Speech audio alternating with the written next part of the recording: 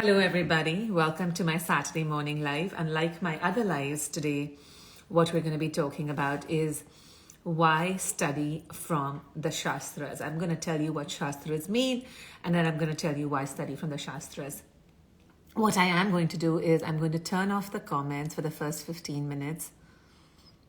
But then you're all welcome to go on and ask questions once we've kind of gone through what we are talking about. So Phil, if you are following me, if you've tuned into this live, if you've been on my page before, you know that I talk about Ayurveda and I have talked about the Shastras before, or the scriptures from where Ayurveda comes from. But I want to take you back into my journey a little bit and what brought me, what keeps taking me back to the scriptures. Even though I present everything in a very modern fashion, I try to make it accessible to the modern world. But why is the scripture still of so much importance to me? And of course, if you're listening to this, Ayurveda is probably important to you. Health is probably important to you. You have looked at this information. You've tried to absorb it. You've tried to use it. You've also probably gone scouting around the internet and sometimes found conflicting information from my page and from other pages as well. And this is where the scripture comes in again. So going back to my story, I was raised Ayurvedically, which means my grandfather was an Ayurvedic healer, and I lived in a family of 14 people, and basically we followed all these principles. I was, of course, naive enough to think that everybody lives Ayurvedically, like it's a way of living. Much later in my life, I realized that's not the case. And that's what actually, even though I had a great understanding of Ayurveda in terms of how to live on an everyday basis and what to consume and seasonal foods and body types and all of that stuff, at some point I said I want to go and get a formal education in Ayurveda. At that point, given the fact that I was in the US, the BAMS course, which was the traditional course in India where people study to become Ayurvedic doctors, was not available to me. So I went ahead and I got some Western literature on Ayurveda, some English literature on Ayurveda. And I started studying and that was fun and I enjoyed it. I found some information that was conflicting, but I kind of let it slide. One day when I went back to India and, we were clearing out my grandfather's stuff, we found his books. And I found these really old manuscripts, maybe like 60, 70, maybe even older, right? And I found his Ayurveda books, these Ayurvedic manuscripts and these ancient texts. And I started perusing through them. And what I realized is that even just by perusing through those texts and really sitting on them, a lot of my doubts were basically clarified. I had a lot of doubts and everything, all the principles, all the other information that I had read, the conflicting information, everything kind of came together. Everything just started to make sense. And that's when it occurred to me that what does the power of the scripture do? So then I went ahead and I basically, bought my own books. I went and bought Ashtanga Hridayam and I bought them with English translations. So the way when you buy a book with an English translation, it gives the sutra in 2 lines and then it gives a translation, a verbatim word-to-word translation.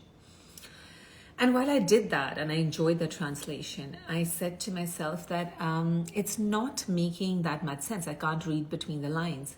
So I went ahead and I got commentaries, I went and attended commentaries. And even that did not make, while it gave me some more clarity and explanation, it did not teach me to read between the lines. So what I started doing, right, is I started going through the scriptures, the textbooks myself, and taking one concept at a time and really breaking it apart in as many ways as I could. I call this method of studying going 5 levels deeper. So you can take a concept from the scriptures, from Ashtanga Hridayam, which is one of the 3 great main texts. I would say the most relevant text, dated back couple of thousands of years ago, but still relevant to our times, holds great principles. So when you open the book and you read a principle, and if you sit on it and you meditate on it and you go 5 levels deeper, profound understanding comes. Actually, everything that I talk about from my page comes from the textbook and the Ashtanga Hridayam, and really sitting on it and being able to read it 5 levels deeper. It's also important to read these scriptures in a coherent manner because, sometimes they present a principle in chapter A, but they strengthen it in chapter C. And then they give another concept which is parallel in chapter F, let's just say. So there's a way of reading the scriptures, and then there's a way of sitting on them, and there's a way of meditating on them and connecting the dots in the scriptures. And out of all the work I've done in Ayurveda, out of all the education I've done, this is the one thing that is the closest to my heart. So why am I talking to you about all of this, and why is it so important? You know, if you're into Ayurveda and health, right, and you're online and you're reading all of this information, most of it is about do's and don'ts. You know, eat this, don't eat that. Consume this, don't consume that. And sometimes this information is very conflicting. When somebody says something is good for you, it's a very general statement. Something is good for somebody at a given state in their life or time or point or season. The statement by itself that something is good for you, for everybody, is wrong. So then you need a clarification instead of confusion. And when you go back to the scriptures and you go back to a principle rather than the do's and the don'ts, the principle allows you to filter through all the do's and don'ts that you see out there in the world.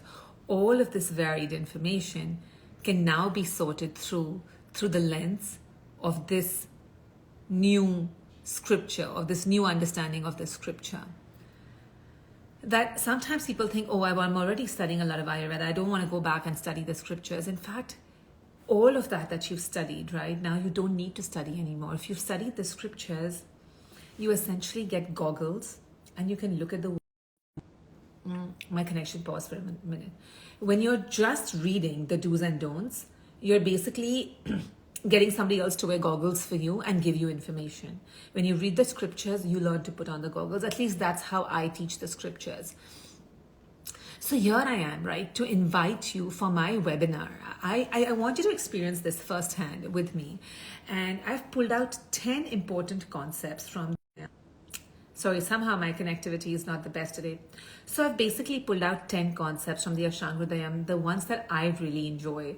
And I've just put the Wi-Fi off and hopefully this should be much, much better. Okay. So I want you to come and sit with me and see how I read the scriptures, how I present a sutra, and how we are able to not just read what it says, but really read between the lines, how to extract the essence of these sutras. So in my webinar, right, that I invite you to on January 18th at 12 p.m. EST, which is 10:30 p.m. IST, and it's only going to be an hour. So I know it's going to be late for those of you in India, but I would encourage you to stay up because it's only an hour long. And I want you to see what the power of reading through the scriptures does for you. Just opens up your eyes, clarifies everything, just sorts through all of that noise and clutter. And by just going through these 10 concepts, it's either going to awaken that in you, that, hey, do I really want to study from the scriptures or not? And I find it to be a true blessing if you've had a lifetime where you've been able to touch upon something which was so profound, which was 2,000 years old. I feel tremendously grateful to have come across these scriptures and had the opportunity not only to study them, but to also teach them. Like when I count about the 3, 4, 5 blessings that my life holds, this is definitely one of them. So yeah, I'm going to turn the comments on and I want to, bring on questions, and I invite all of you here to come and join me in my webinar. So whatever questions you might have about the webinar or questions that you have about anything else related to the Shastras, the scriptures, the Ashtanga Hridayam, please go ahead and ask. I am going to refrain from doing my regular Q&A, which we will do briefly after I have ended this. But for this particular time, in this live, we're only talking about the Ashtanga Hridayam.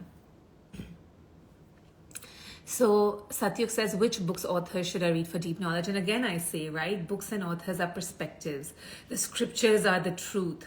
So I would say if you can go back and read the scripture, and that's basically essentially the opportunity that I'm offering to read 10 sutras from the scriptures, I'd say that's what you want to do, because everything else is just perspective. It's just opinion. It's noise. this was required. I'm so glad you feel like that. So how can you join? So the link is in my bio. Anybody who wants to join and register, there's already almost 400 people who've registered for this. And if you can't attend it, you'll be able to get a recording later. But I would highly encourage you to register. It's free. It's free for all of you. And the link is in the bio. If you can't watch it, you will get the recording, but this is your chance. So I highly encourage you to do it. Indian time, I think it's going to be 10:30 p.m. The link is in the bio again. Is there going to be a full-fledged course eventually? And the answer to that is yes, right? Because if you get a glimpse, the only way you'll know whether you want to do a full-fledged course is if you get a glimpse of these scriptures and how they're presented.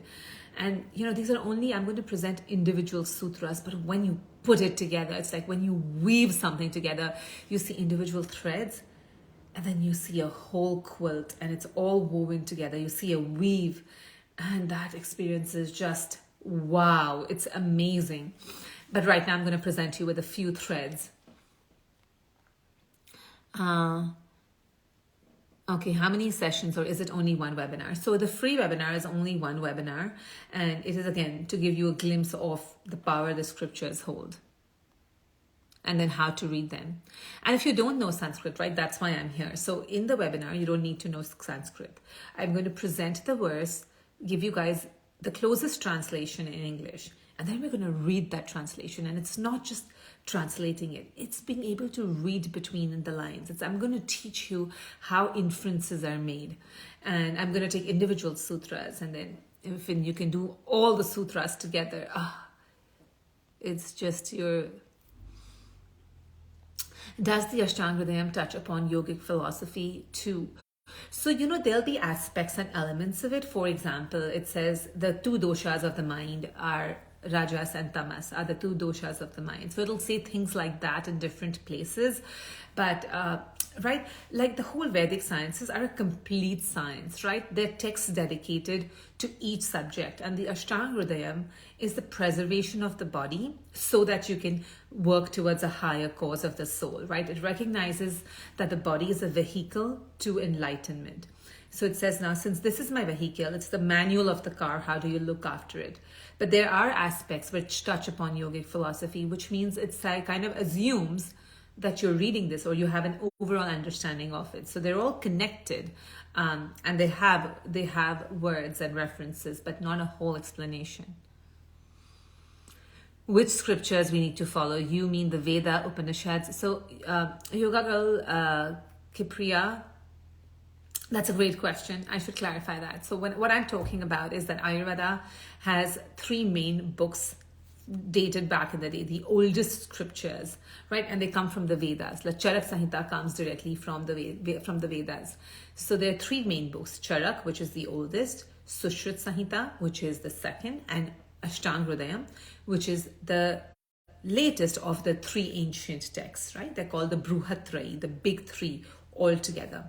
And the one I'm talking about right now is Ashtanga Hridayam. That's the one. I think I keep going back to Charak as well and some things in Sushrut, but the Ashtanga Hridayam has just a very, very good place to start. It's a very good place, a very good scripture to follow, very good Shastra to follow for our generation, and especially when you're starting this journey and for clarification. So that's the one I'm talking about. While they come from Vedic sciences, I'm talking about Ayurvedic scriptures.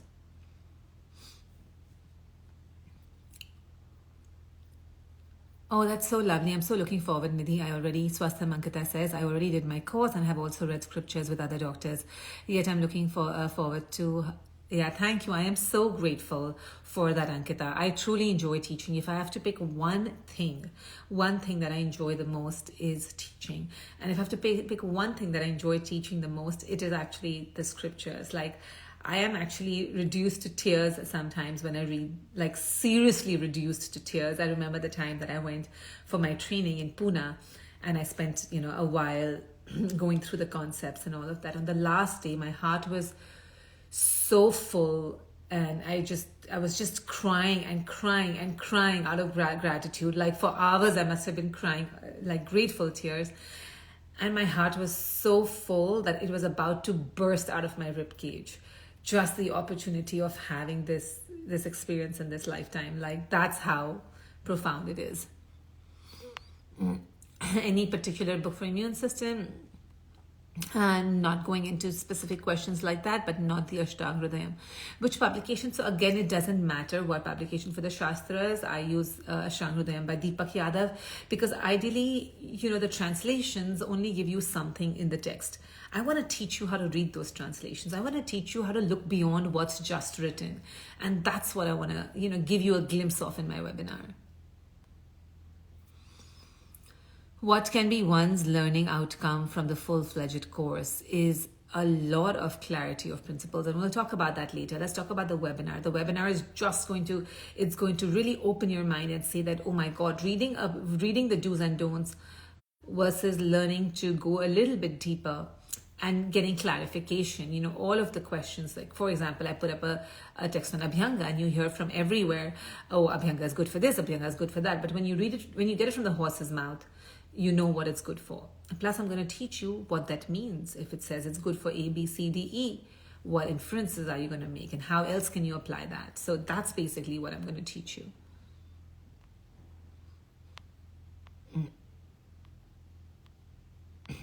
Let's see what other questions I have. What makes the Ashtanga Hridayam much better to study over the other two scriptures? The Ashtanga Hridayam is a little bit more brief and a little bit more principle oriented. Vagbhat is a classic poet. He can say the most with few words.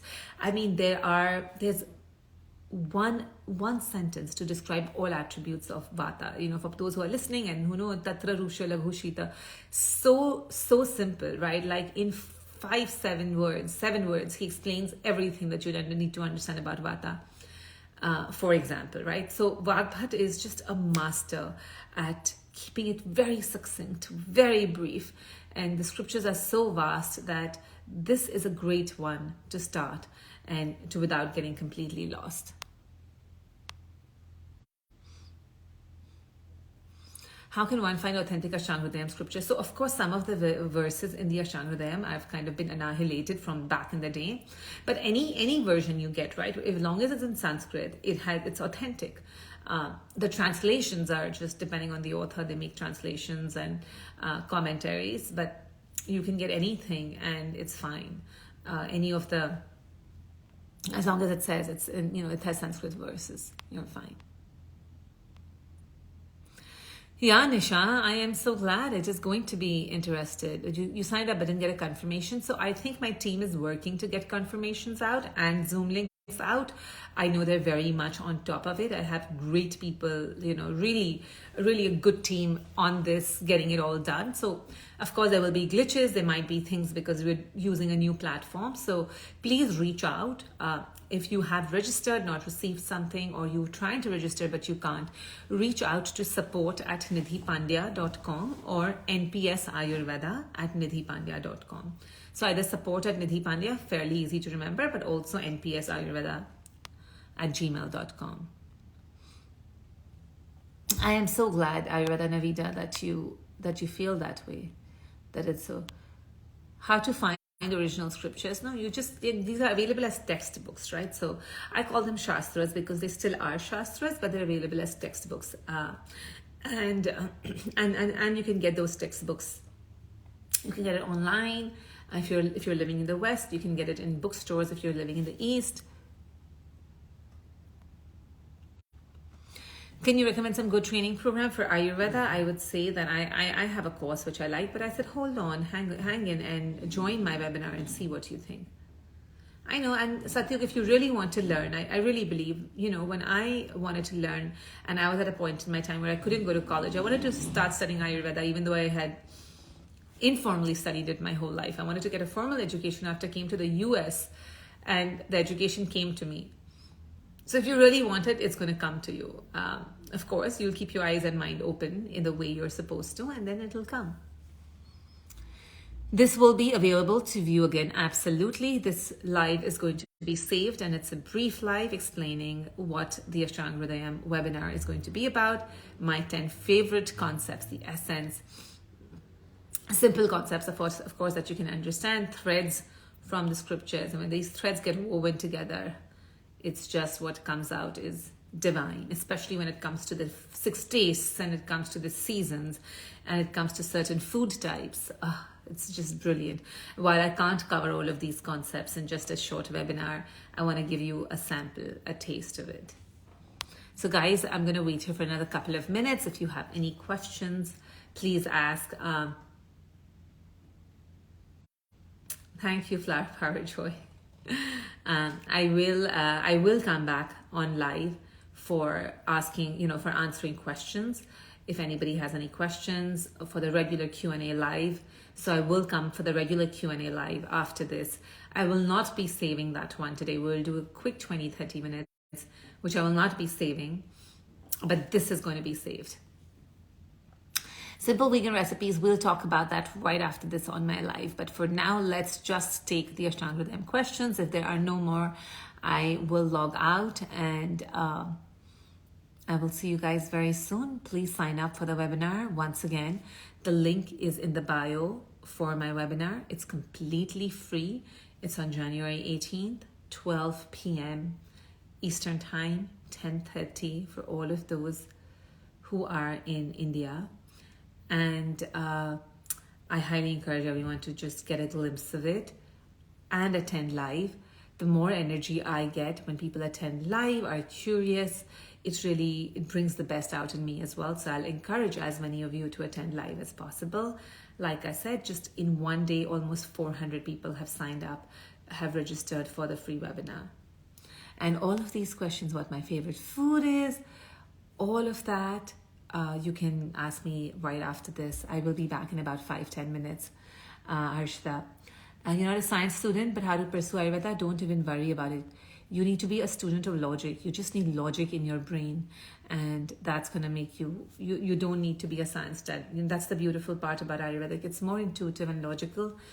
Science is just, to me, it's more scientific than anything else. But my definition of science is what I can really understand through my logic and prove to myself in the laboratory of my own mind is science. Like if I drop something and it falls, I don't need, to read an essay on gravity to understand that. And that's how comprehensible some of these concepts should be. Okay. Will you be teaching on basics of Ayurvedic life? All right. So I think we are good for now. And I will do some Sahita Vacha and rest. Absolutely someday. I will, 150%. But that's it for now, everybody, and many of you, I'll see you all soon again. Absolutely. Come and attend everything, and we can talk. All right, guys, see you at the free webinar on January 18th. Link is in the bio. Please register.